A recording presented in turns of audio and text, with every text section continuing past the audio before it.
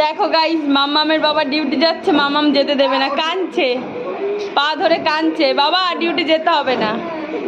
কি হয়েছে বল? কি মামাম, ছেড়ে দাও, বাবা এক্ষুনি চলে আসবে, ছেড়ে দাও।